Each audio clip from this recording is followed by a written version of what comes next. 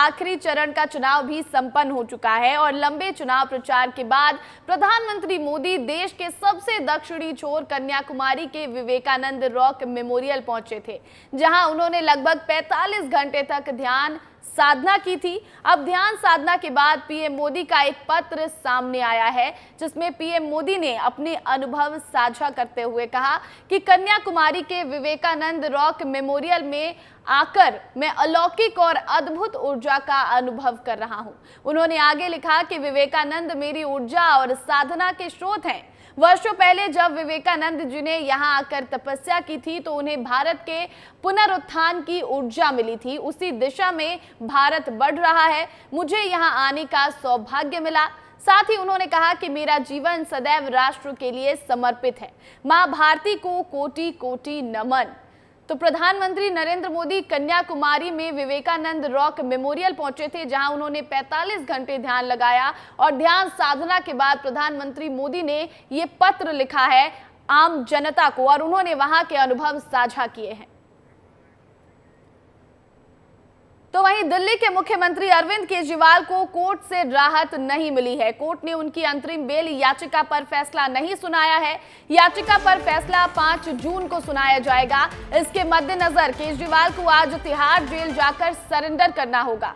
दरअसल कोर्ट ने अरविंद केजरीवाल को 10 मई को चुनाव प्रचार के लिए 21 दिनों की अंतरिम जमानत पर रिहा किया था। उनकी जमानत 2 जून को खत्म हो रही है और उन्हें आज सरेंडर करना है और उनकी जो याचिका है जमानत याचिका, इस पर 5 जून को सुनवाई होगी।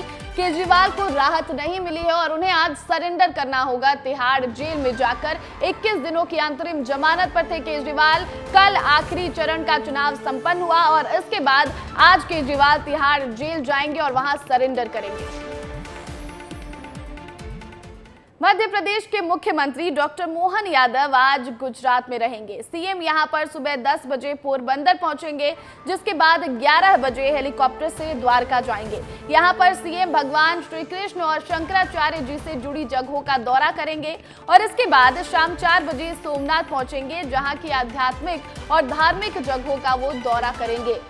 तो सीएम मुख्यमंत्री मोहन यादव जो हैं मध्य प्रदेश के सीएम, वो लगातार अलग अलग राज्यों का दौरा तो कर रहे थे, चुनाव प्रचार कर रहे थे, लेकिन जब चुनाव संपन्न हुआ बावजूद इसके सीएम अभी भी अलग जगहों पर जा रहे हैं, वहां दौरे कर रहे हैं और खासकर गुजरात जाएंगे सीएम और वहां श्री कृष्ण की से जुड़ी जो जगह है वहां पर जाएंगे, शंकराचार्य से जुड़ी जगहों पर वो जाएंगे। इसके बाद वो सोमनाथ भी जाएंगे। तो लगातार सीएम डॉक्टर मोहन यादव अलग अलग जगहों का दौरा कर रहे हैं।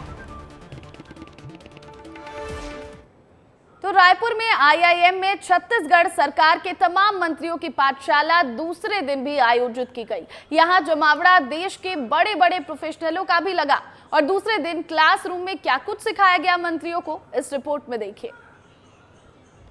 गुड गवर्नेंस की दिशा में मंत्रियों के ट्रेनिंग प्रोग्राम का दूसरा दिन। योग के साथ दूसरे दिन की शुरुआत हुई। कृषि, सामाजिक, मीडिया, सुशासन के विषय में चर्चा भी हुई। आईआईएम रायपुर में छत्तीसगढ़ के मंत्रियों को गुड गवर्नेंस की ट्रेनिंग दी जा रही है। इस ट्रेनिंग प्रोग्राम में देश भर के स्पेशल विशेषज्ञ भी बुलाए गए हैं। हर दिन एक नए विषयों पर मंत्रियों के ज्ञानवर्धन और आ रही चुनौतियों और समाधान के विषय में इस ट्रेनिंग प्रोग्राम में चर्चा हो रही है। दूसरे दिन मुख्यमंत्री विष्णुदेव साय के साथ में तमाम मंत्रियों ने सुबह योगाभ्यास करते हुए शरीर को कैसे फिट रखा जाए, इस पर चर्चा की, जिसके बाद चिंतन का दौर शुरू हुआ और सबसे पहले सुशासन के लिए प्रौद्योगिकी और डेटा विश्लेषण के विषय में टीपी सिंह, निदेशक PISAG का व्याख्यान हुआ। तो चलिए आपको बताते हैं कि मंत्रियों की पाठशाला का यह दूसरा दिन आखिर कैसा रहा। दरअसल सुबह 6:30 से 7:30 बजे तक सबका योग हुआ। उसके बाद 9:30 से 10:20 तक सुशासन के लिए प्रौद्योगिकी एवं डेटा विश्लेषण के विषय में चर्चा हुई। उसके बाद सुबह 10:30 से 11:20 तक सुशासन से रूपांतरण, शासन सुधार एवं अभिसरण के माध्यम से परिवर्तन पर चर्चा की गई। सुबह 11:30 बजे से दोपहर 12:20 तक कृषि एवं संबंध क्षेत्र में चर्चा हुई, जिसके बाद दोपहर 12:20 से लेकर दोपहर 1:10 तक सामाजिक क्षेत्र शिक्षा में चर्चा की गई। दोपहर 2 बजे से दोपहर 2:50 बजे तक लोक सेवा से लोक कल्याण, लोक सेवा में नेतृत्व में चर्चा की गई। दोपहर 3:10 बजे से लेकर अपराह्न 4 बजे तक संचार एवं मीडिया प्रबंधन के विषय में चर्चा हुई। फिर दोपहर 4 बजे से लेकर 5:30 बजे तक जन कल्याण से सर्वोदय जीवन को आसान बनाने की दिशा में चर्चा की गई। और छत्तीसगढ़ में तो पूरी सीट 11 की 11 दे ही रहे हैं और मुख्यमंत्री के नाते कई प्रदेशों में हमारा जाना हुआ तो वहाँ भी भारतीय जनता पार्टी के पक्ष में बहुत अच्छा वातावरण था। तो आज अगर एग्जिट पोल में एनडीए का बढ़त दिखा रहा है तो कोई आश्चर्य की बात नहीं। जहां एक और छत्तीसगढ़ के विकास संबंधी कई बुनियादी बिंदुओं को समझने के लिए कार्यशाला का आयोजन किया गया है, तो वहीं सकारात्मक चर्चा भी हो रही है और दूसरी ओर कांग्रेस इसे आदर्श आचार संहिता का उल्लंघन बता रही है। कांग्रेस के आरोपों पर पूर्व मंत्री राजेश मूणत ने पलटवार किया है। ट्रेनिंग जिसे भारतीय जनता पार्टी ने चिंतन शिविर नाम दिया है, यह आदर्श आचार संहिता का उल्लंघन है। भले ही छत्तीसगढ़ में चुनाव हो चुके हैं, लेकिन देश में अभी अंतिम चरण का मतदान कल होना है और मतगणना 4 तारीख होना है। तब तक पूरे देश में आदर्श आचार संहिता लगी हुई है। ऐसे में राज्य सरकार के द्वारा कोई आयोजन किया जा रहा है और केंद्र सरकार के उपक्रम भी इस आयोजन में शामिल है, तो यह आदर्श आचार संहिता का उल्लंघन है। आदमी विकास से लेकर के सरकार के विकास तक के ऊपर चर्चा करें तो उसमें कांग्रेस को हर चीज़ में टांग अड़ाने की आदत आ गई क्या? जनता बोल रही है। अब तो किसको छोड़ा जी? कांग्रेस पार्टी कभी मीडिया के ऊपर आरोप लगाती है, कभी मैनेजमेंट के ऊपर आरोप लगाती है, कभी ईवीएम पे आरोप लगाती है। कांग्रेस सिर्फ तथ्यहीन आरोप लगाने की आदत बन चुकी है। 2 दिनों की चिंतन शिविर में देश भर के विशेषज्ञों ने मंत्रियों को खूब ट्रेनिंग दी है, लेकिन देखना यह होगा कि ट्रेनिंग का कितना लाभ मंत्री अपने कामकाज में ले पाते हैं। स्टार न्यूज के लिए रोहित मिश्रा की रिपोर्ट। कल आखिरी चरण के तहत मतदान संपन्न हुआ। ऐसे में एग्जिट पोल के नतीजे भी आ गए हैं और एग्जिट पोल में बीजेपी को स्पष्ट बहुमत मिलता दिख रहा है। कई चैनल के एग्जिट पोल में बीजेपी को 370 से 400 के आसपास तक सीटें मिलती दिख रही हैं। और अब एग्जिट पोल के नतीजों का क्या है समीकरण, इस रिपोर्ट से समझ लीजिए।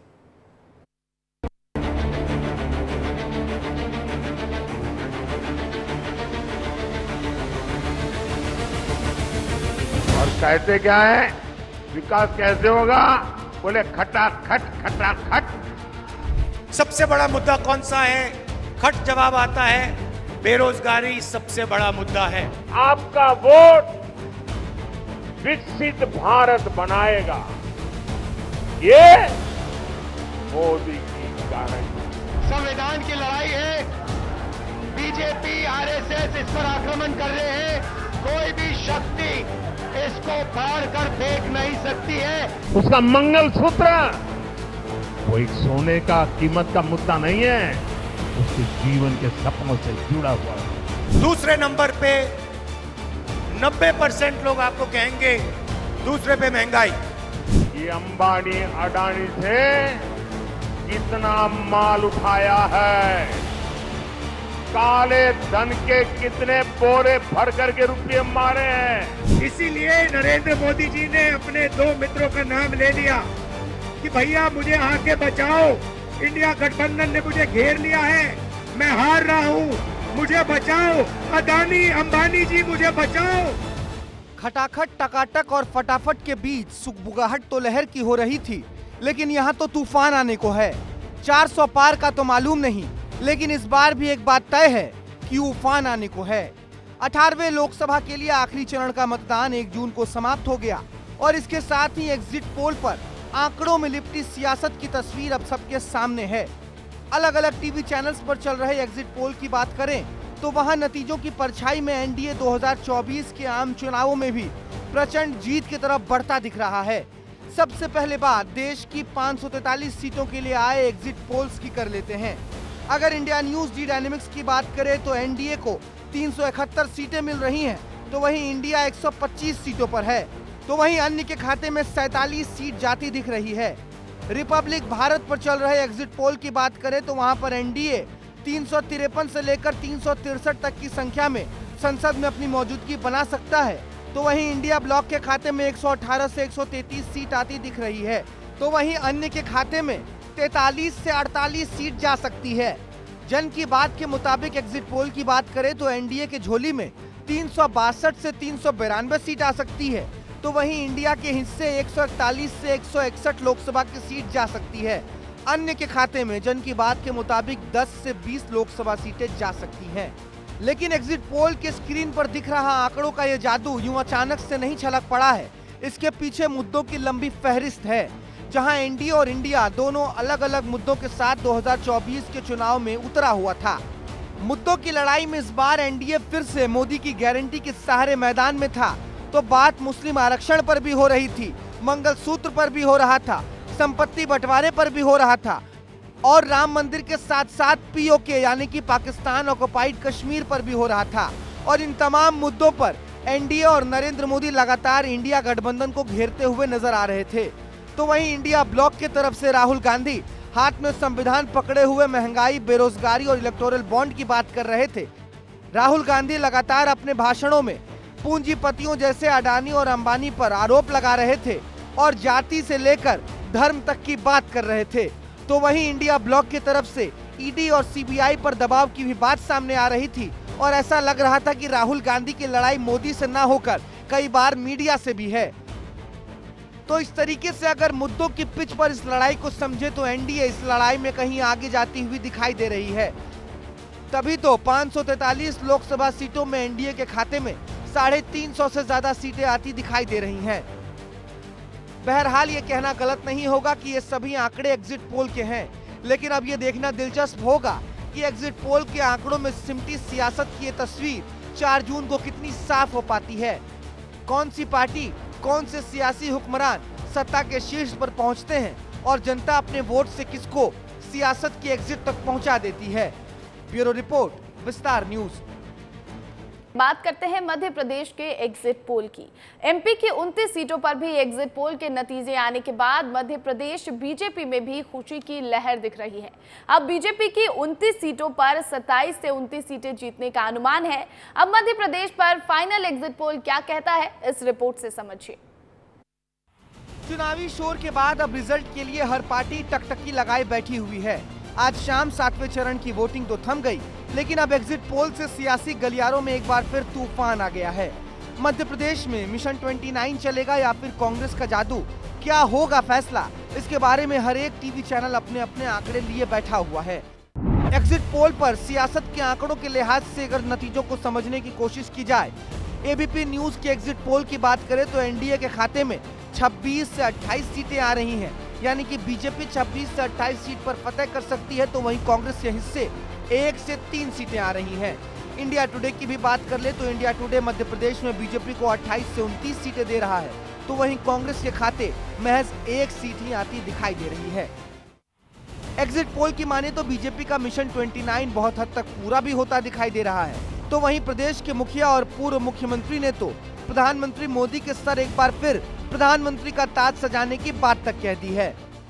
सच ये है कि मोदी जी देश की जनता का विश्वास है और श्रद्धा के साथ लोगों ने मोदी जी को वोट किया है। देश भर में 365-70 के ऊपर तक एनडीए की जो सीटें जा रही है, ये यशस्वी प्रधानमंत्री के नेतृत्व में जो कहा था वो करके दिखा रहे हैं। हालांकि इन एग्जिट पोल्स और बीजेपी की जीत के दावे पर कांग्रेस ज्यादा ध्यान नहीं दे रही है। कांग्रेस अपनी जीत के लिए आश्वस्त है, लड्डू के ऑर्डर भी दे चुकी है। 2019 के लोकसभा चुनाव में एग्जिट पोल्स की बात करें तो मध्य प्रदेश की 29 सीटों में से 24 पर भाजपा और 5 सीटों पर कांग्रेस की जीत बताई गई थी। हालांकि वोटों की गिनती के बाद बीजेपी के खाते में 28 सीटें आ गई, जबकि कांग्रेस केवल 1 छिंदवाड़ा सीट ही जीत पाई। लेकिन इस बार तो एग्जिट पोल एकटुक एनडीए के पक्ष में दिख रहा है। अब देखना होगा कि इस बार के एग्जिट पोल कितने सटीक साबित होते हैं। ब्यूरो रिपोर्ट, विस्तार न्यूज। तो एग्जिट पोल के नतीजों को लेकर वीडी शर्मा ने कहा कि जो एग्जिट पोल में दिख रहा है वही नतीजों में दिखेगा।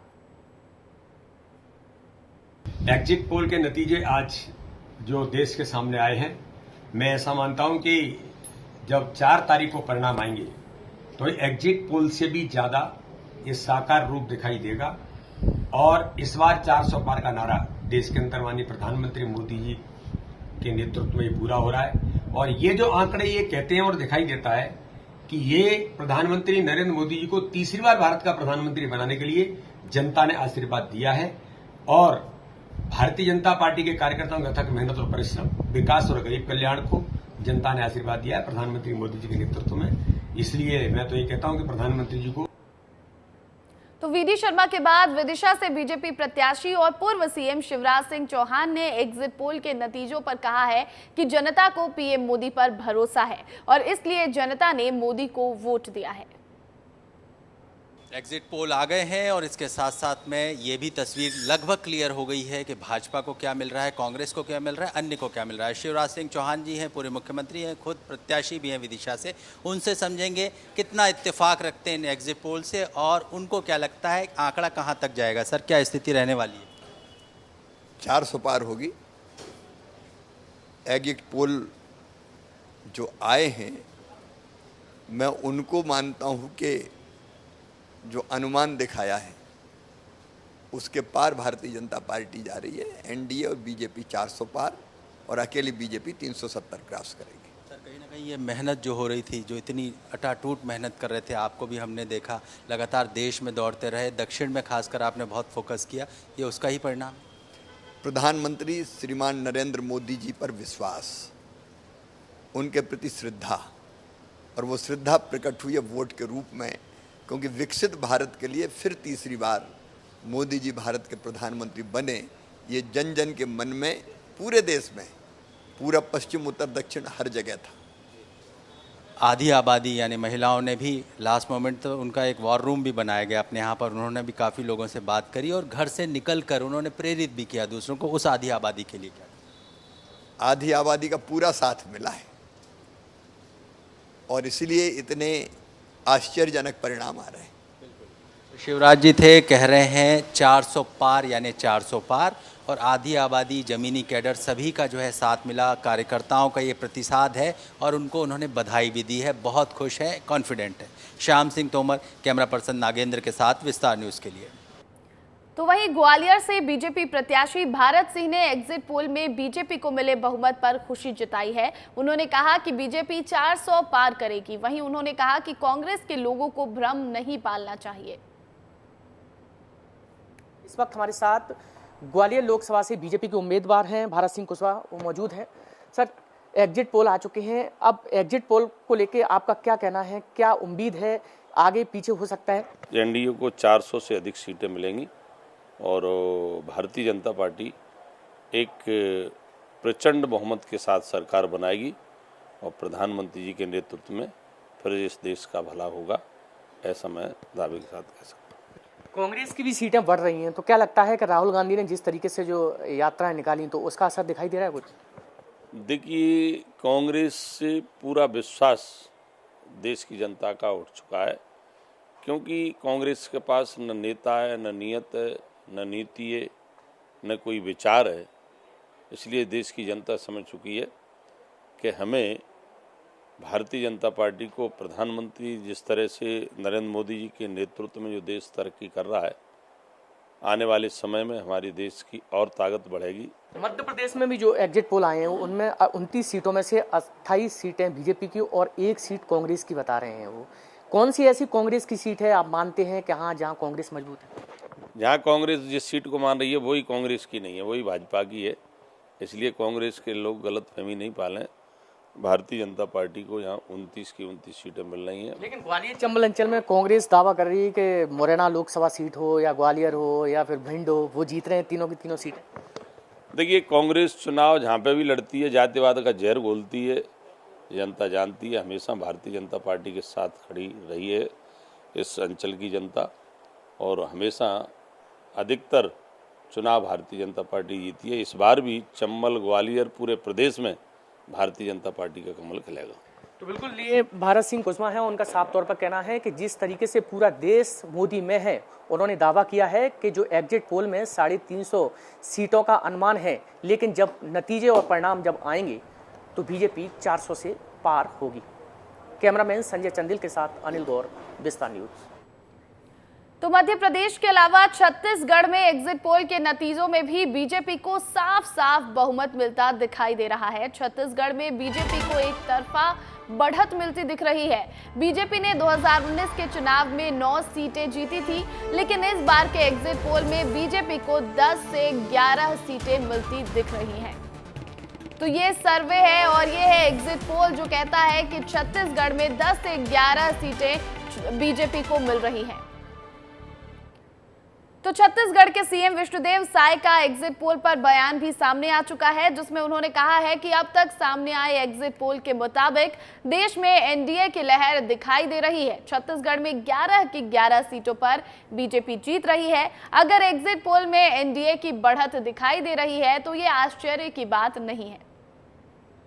छत्तीसगढ़ में तो पूरी सीट 11 की 11 दे ही रहे हैं और मुख्यमंत्री के नाते कई प्रदेशों में हमारा जाना हुआ तो वहाँ भी भारतीय जनता पार्टी के पक्ष में बहुत अच्छा वातावरण था। तो आज अगर एग्जिट पोल में एनडीए का बढ़त दिखा रहा है तो कोई आश्चर्य की बात नहीं। तो सीएम विष्णुदेव साय के अलावा छत्तीसगढ़ बीजेपी के अध्यक्ष किरण सिंहदेव ने भी कहा है कि नरेंद्र मोदी के नेतृत्व में तीसरी बार सरकार बनेगी। जनता बीजेपी और पीएम की नीतियों से खुश है। हमारे साथ प्रदेश अध्यक्ष हैं किरण सिंहदेव जी, उन्हीं से बातचीत करते हैं। एग्जिट ये जिस तरीके से पूरी देश की जनता ने मन बना लिया है, आदरणीय प्रधानमंत्री जी के ऊपर उनका अटूट विश्वास है, बहुत ही स्नेह है, उनकी कल्याणकारी जो योजनाएं हैं उस पर और निरंतर उनका विश्वास बढ़ रहा है। इन 10 वर्षों में आदरणीय प्रधानमंत्री मोदी जी के नेतृत्व में जिस तरीके से देश ने और विकास किया है, उन्नति की है, उसको लेकर बहुत विश्वास है और निश्चित रूप से जो बहुत बड़ी बहुमत के साथ और भारतीय जनता पार्टी और एनडीए की सरकार और निश्चित रूप से देश में फिर से पुनर्स्थापित होगी तीसरी बार। कांग्रेस पार्टी को एक भी सीट नहीं देंगे आप लोग? नहीं, पहले पिछले चुनाव में भी हम 2 सीट में यहाँ नहीं थे, 9 सीटों पर ही हमारे प्रत्याशी जीतते थे। अभी 11 की 11 सीट के लक्ष्य को लेकर हमने इस चुनाव में आगे बढ़ा है और इसमें निश्चित रूप से सफलता प्राप्त होगी। तो आपने सुना बीजेपी के प्रदेश अध्यक्ष हैं, कह रहे हैं कि छत्तीसगढ़ की 11 की 11 सीट को वो जीतने वाले हैं। कांग्रेस पार्टी को एक भी सीट नहीं मिलने वाली है। कैमरा पर्सन राजेंद्र के साथ खोमन साहू, विस्तार न्यूज, रायपुर। तो वहीं रायपुर से बीजेपी प्रत्याशी बृजमोहन अग्रवाल ने कहा कि बीजेपी आज भी इसी बात पर अड़ी है कि 400 पार जीतेंगे और मोदी जी के नेतृत्व में तीसरी बार सरकार बनेगी। भाजपा आज भी इस बात पर कायम है कि भारतीय जनता पार्टी 400 सीटें जीत कर आएगी और मोदी जी के नेतृत्व में तीसरी बार सरकार बनेगी और मोदी जी की जो गारंटी है उसको पूरा करेगी और देश के आम लोगों के जीवन में खुशहाली लाएगी।